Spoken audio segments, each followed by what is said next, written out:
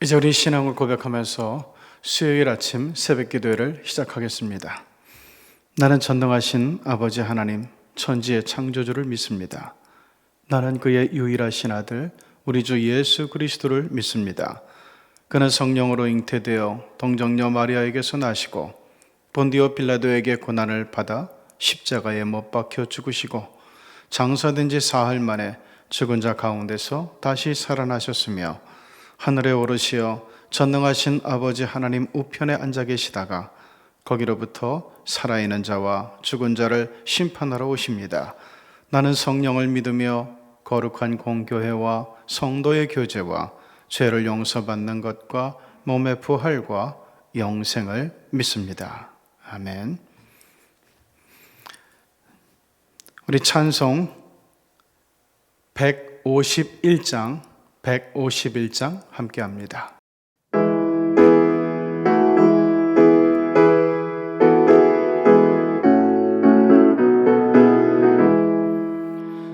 만왕의 왕 내 주께서 왜 고초당했나 이 벌레 같은 날 위해 그 보혈 흘렸네.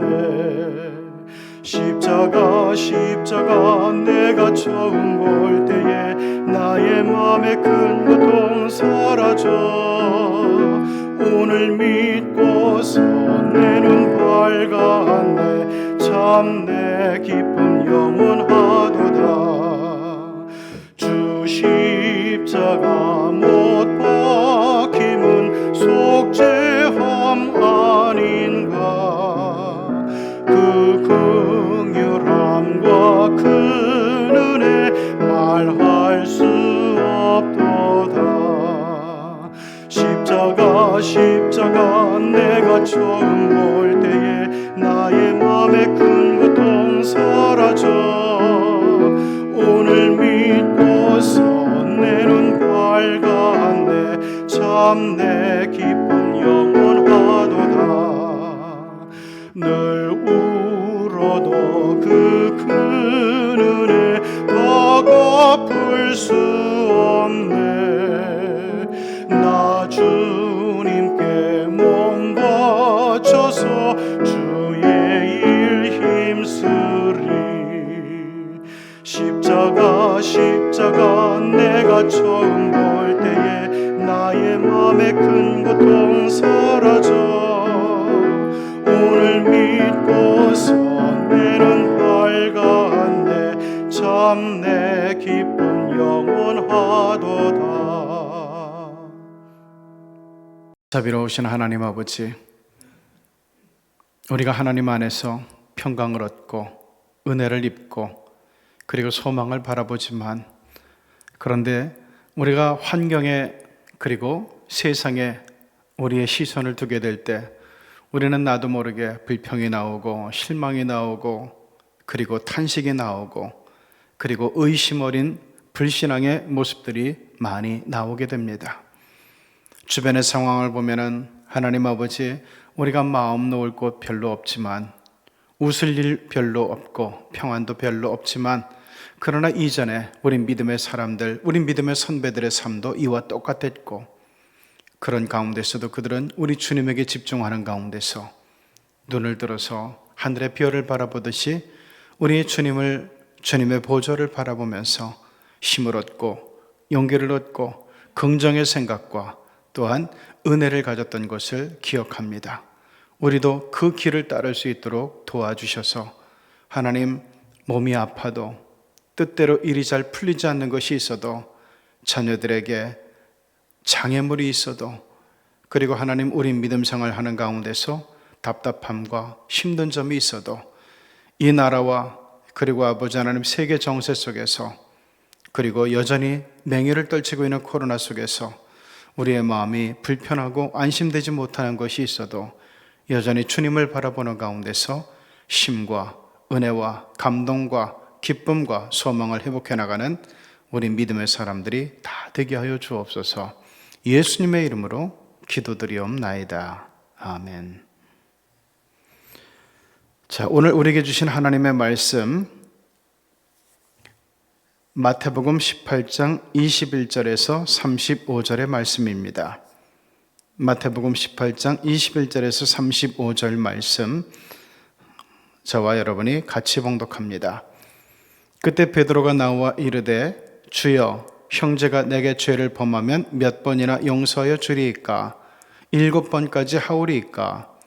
예수께서 이르시되 네게 이르노니 7번뿐 아니라 7번을 70번까지라도 할지니라. 그러므로 천국은 그 종들과 결산하려 하던 어떤 임금과 같으니 결산할 때에 10,000달란트 빚진 자 하나를 데려오매 갚을 것이 없는지라.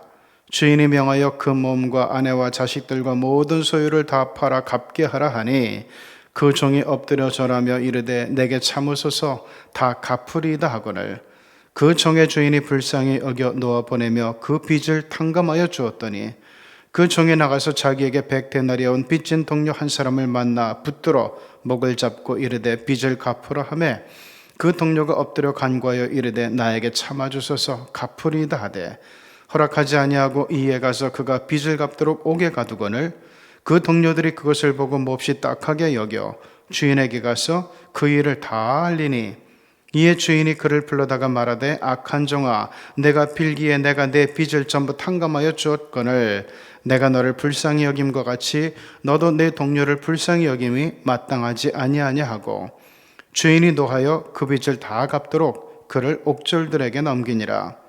너희가 각각 마음으로부터 형제를 용서하지 아니하면 나의 하늘 아버지께서도 너희에게 이와 같이 하시리라. 이는 살아계신 하나님의 말씀입니다. 오늘 사순절 묵상 19일차 무자비한 종의 비유에 우리가 함께하고 있습니다.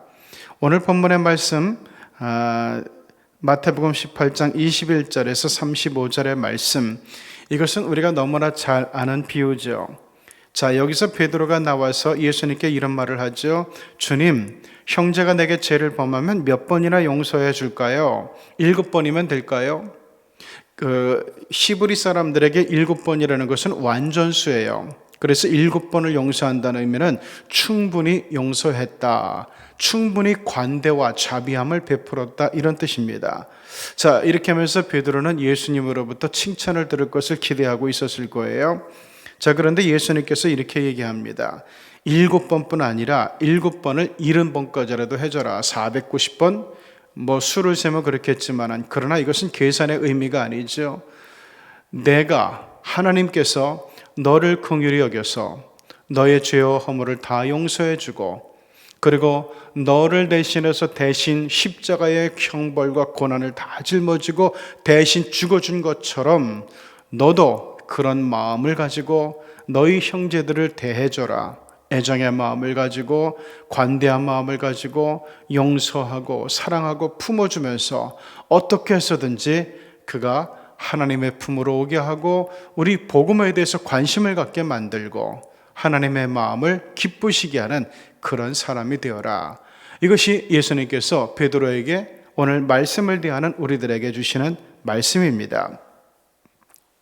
그러면서 이제 임금하고 그 신하들의 얽힌 이야기를 들려주는 장면이 바로 비유로 나오죠.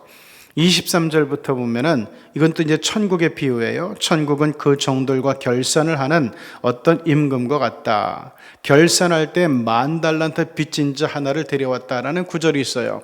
대개 1달란트는 6억 원 이 정도로 생각을 하면 됩니다. 자, 그러면 이 10,000달란트라고 하면은 이것은 우리의 계산의 범위를 넘어서는 그런 엄청난 금액일 거예요. 자, 갚을 것이 없어요. 그래서 주인이 명하여 그 몸과 아내와 자식들과 모든 소유를 다 팔아 갚게 하라 그랬는데, 문제는 이 종은 그렇게 다 팔아도 갚는 것이 불가능해요. 도대체 뭔 일을 했길래 왕으로부터, 임금으로부터 10,000달란트나 빚졌는지 그건 모르겠어요. 어쨌든 10,000달란트를 빚졌다고 하는 것은 이 사람은 회생 가능성이 없는 사람, 갚을 가능성이 없는 사람, 그래서 더 이상 용서받을 수 없는 사람, 버림받을 사람, 벌을 받을 사람, 심판받을 사람, 이렇게 우리는 생각하면 됩니다. 자, 그런데 그 종이 26절에 엎드려 절하며 이르되 내게 참아주십시오. 다 어떻게든지 갚겠습니다. 갚지도 못할 것인데 지금 사정사정하는 모습을 보니까 사실 임금님은 워낙 부자잖아요. 나라가 다 임금님 건데. 그래서 그 종이 진심으로 사주하는 모습을 보면서 그 종이 진심으로 이 왕 앞에 손을 싹싹 빌면서 용서해 달라고 하는 그 모습을 보면서 불쌍한 마음이 들어서 알았어 하면서 그냥 놓아 보내면서 그 빚을 탕감하여 주는 관대한 모습을 보여요. 자, 문제가 생겼어요. 그 다음에 그 종이 나가서 자기에게 100데나리온 약 1,000만 정도 빚진 동료 한 사람을 만났어요. 자기는 지금 10,000달란트를 탕감받고 나왔어요. 마음이 신나고 가뿐해요. 이 세상이 다 자기 것 같아요. 자, 그러면은 그 다음부터 사람들을 또 어떻게 봐야 되죠? 내가 받은 은혜, 내가 받은 사랑, 내가 받은 용서, 이런 거를 사람들에게도 같이 나누고 같이 베풀고 그래야 되잖아요. 이게 당연한 거죠. 자, 그런데 자기에게 100데나리온 빚진 사람이 있었어요. 100데나리온, 이것은 100일치 임금값이거든요. 노동값. 그러니까 적어도 최소한 1,000만 원은 되는데, 자, 이것을 갚지 못한 동료를 만나자 뭐라 그러죠? 28절, 붙들어서 목을 잡고 이르되 빨리 갚아 이놈아, 그랬다는 거예요. 그래서 29절 동료가 엎드려 간구합니다. 내게 참아주십시오. 갚겠습니다. 아까 이 신하가 임금 앞에서 하던 말과 똑같은 거죠. 그런데 30절 좀 보세요.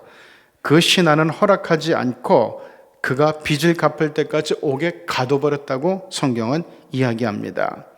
자, 그러자 그 동료들이 그걸 보고 몹시 딱하게 여겨서 주인에게 가서 임금에게 가서 그 일을 다 알렸다 그래요. 그러자 임금이 그 신하를 불러가지고 너 참 악한 놈이구나.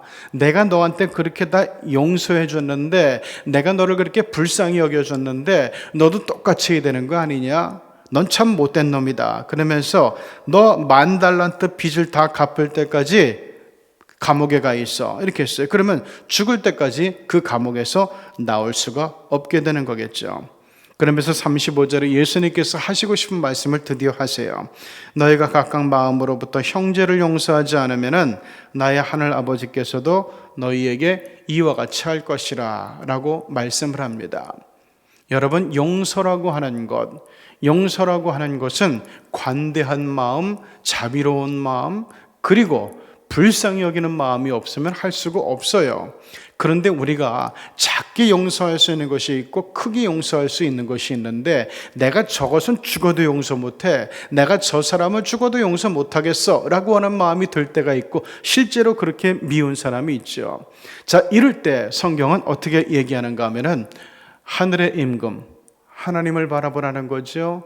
하나님께서 너에게 어떻게 하셨는지, 너를 어떻게 용서하시고 너를 어떻게 속량해 주시고 너를 어떻게 구원해 주셨는지, 내가 자격이 있어서 그런 것도 아니고 그저 내 처지와 입장이 너무나 불쌍해서 그래서 용서해 준 것을 기억하고, 너도 아무리 용서하기 힘든 사람이 있다 할지라도 그를 향해서 하나님의 마음을 품고 예수의 마음을 품고 그에게 다가가라고, 손을 내밀어 주라고, 엎드려 있는 그를 일으켜 주라고 이렇게 이야기를 해주고 있습니다.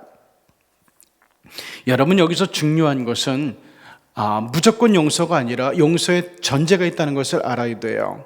이 세상에는 정말 용서받을 수 없는 조건을 가진 사람들이 있습니다. 뭔가 하면은 내가 잘못한 것이 없어, 잘못하지 않았다고 우기는데 그건 용서할 수가 없어요. 여기 나오는 두 사람도 그 10,000달란트 받았던 사람이, 10,000달란트를 빚진 사람이 임금님에게 용서받은 이유가 뭐죠? 자기의 잘못을 알았어요. 그리고 꿇어 엎드렸어요. 그리고 용서를 빌었고요. 그리고 싹싹 빌면서 어떻게 해서든지 제가 정말 갚도록 노력을 하겠습니다, 이런 모습을 보였단 말이죠. 그러자 여기서 불쌍한 마음이 들었어요. 그런데 만약 이 신하가 내가 10,000달란트 그거 큰 것도 아닌데 갚으면 되죠, 임금님에게 그거는 뭐 세 발의 피 아니에요? 그거 없어도 사시잖아요. 근데 뭐 이제 야박하게 그거 다 갚으라 그러세요. 내 죽을 때까지 다 갚을게요. 이래 버렸으면은 불쌍한 마음이 들었을까요? 아니요. 절대로 불쌍한 마음이 들지 않았을 거예요. 우리가 그리스도인들은 첫 번째 관문이 뭡니까? 내가 죄인임을 고백하는 거잖아요. 죄인임을 고백하고 그리고 용서를 구하면서 예수님 앞에 엎드리고 그리고 내가 이 세상의 생각, 자아, 이기주의 이런 것을 다 죽이려고 세례받으면서 주님 안에서 새로이 태어나는 것, 중생하는 것, 거듭나는 것, 이 과정을 통해서 우리가 모든 죄를 용서받고 주님의 제자가 되고 하나님의 백성이 되는 거거든요. 마찬가지로 우리의 삶도 마찬가지입니다. 모든 사람을 억수로 다 용서해 주는 것, 그러면은 아마 그렇게 되면은 이 세상은 온갖 불의가 넘쳐날지도 몰라요. 사람 죽이고도 부끄러움 없는 사람, 그 자책감이 없는 사람, 남의 것을 훔치고도 강탈하고도 그리고 남에게 돈을 꾸고 안 갚고도 아무런 죄책감도 느끼지 못하는 사람, 그런 사람이 점점 늘어나면 이 세상은 살지 못할 세상이 되죠. 용서의 대상은 뭐냐? 잘못한 것을 아는 사람, 그리고 사과하는 사람, 사죄하는 사람, 용서를 구하는 사람, 불쌍히 여겨줄 만한 이유가 있는 그런 사람이라는 거예요. 여러분, 오늘 이 말씀을 보면서 33절, 내가 너를 불쌍히 여김과 같이 너도 네 동료를 불쌍히 여김이 마땅하다, 이 말씀을 잘 기억하면서 오늘도 우리가 용서해야 될 사람, 그리고 마땅히 불쌍히 여겨야 될 사람, 우리가 하나님께서 나를 용서하시고 하나님께서 나에게 구원을 베푸신 것처럼 내가 또한 불쌍히 여겨야 될 사람이 누군가를 기억하면서 우리의 마음을 예수 그리스도에게 닮아가는, 예수 그리스도의 거울이 되어주는 그런 성도들, 그런 사순절의 하루가 되기를 주님의 이름으로 축복합니다. 기도하시겠습니다.